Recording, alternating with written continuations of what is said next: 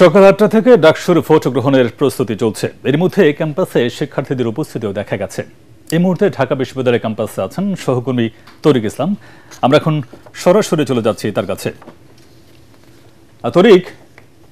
তরিক, ভোটাররা কি আসতে শুরু করেছেন? আর সেই সাথে আমাদেরকে এটাও জানাবেন যে বুথের নিরাপত্তা সহ সার্বিক পরিস্থিতি আপনি কেমন দেখছেন?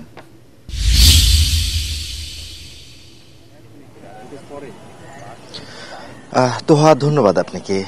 সকল জল্পনা কল্পনা শেষ, আর কিছুক্ষণ পরে কিন্তু অনুষ্ঠিত হবে সেই ঐতিহাসিক ডাকসু নির্বাচন। আমরা এর মধ্যে দেখতে পেরেছি যে প্রত্যেকটা কেন্দ্রে কেন্দ্রে ব্যালট বক্স চলে এসেছে এবং নির্বাচনী যে কর্মকর্তারা, সেই কর্মকর্তারাও কিন্তু চলে এসেছেন।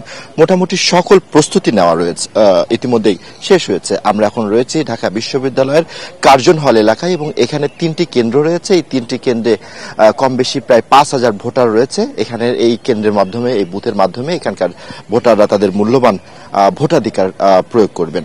আমরা দেখেছি পুরো ঢাকা বিশ্ববিদ্যালয় এলাকা জুড়ে কিন্তু আইন শৃঙ্খলা বাহিনী রয়েছে। নিরাপত্তা একটা বলয় সৃষ্টি করা হয়েছে এখানে, যাতে কোনো ধরনের কোনো বিশৃঙ্খলা সৃষ্টি হতে না পারে এবং কেউ কোনো বিশৃঙ্খলা করতেও যাতে না পারে। এবং আপনি জানেন, এই ঢাকা বিশ্ববিদ্যালয়ের এই যে আজকে যে নির্বাচন, এই নির্বাচনের প্রায় 40,000 মতো ভোটার রয়েছে, অর্থাৎ 39,639 জন ভোটার রয়েছে এবং এর মধ্যে নারী ভোটার রয়েছে প্রায় 18,959 জন।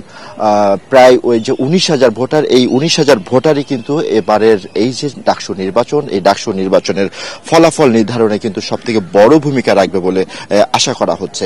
অর্থাৎ এই ভোটাররা যেই প্রার্থীকে বা যেই প্যানেলের পক্ষে নারী ভোটাররা তাদের সমর্থন জানাবে, সেই প্যানেলই জিতবে, এমনটাই কিন্তু ধারণা করা হচ্ছে।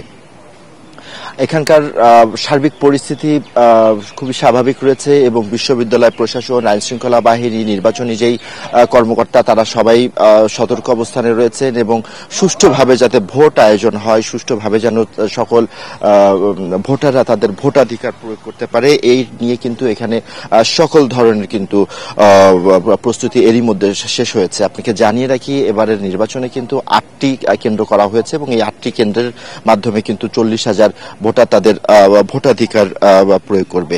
যদি আপনাকে মোটা দাগে বলি, আর কিছুক্ষণ পরে, অর্থাৎ এখন 7টা প্রায় 10 বাজে, আর কিছুক্ষণ পরে সকাল 8টা থেকে কিন্তু ভোট শুরু হবে এবং সেই ভোট চলবে বিকাল 4টা পর্যন্ত। এবং এই সময়ের মধ্যে বিশ্ববিদ্যালয়ে যে প্রায় 40,000 শিক্ষার্থী রয়েছে, তারা তাদের ভোটাধিকার প্রয়োগ করবেন এবং এর মাধ্যমে তারা তাদের নেতা নির্বাচন করবেন, যার মাধ্যমে শিক্ষার্থীরা তাদের অধিকার, তাদের সংগ্রামের নেতা নির্বাচন করবেন এবং তার মাধ্যমে কিন্তু এই বিশ্ববিদ্যালয়ে শিক্ষার্থীদের যত সমস্যা রয়েছে, সেই সমস্যার সমাধানে তারা এগিয়ে আসবেন। তো ডাকসু নির্বাচন নিয়ে এই ছিল আমার কাছে সবশেষ। তোহা, তরিক, আপনাকে ধন্যবাদ।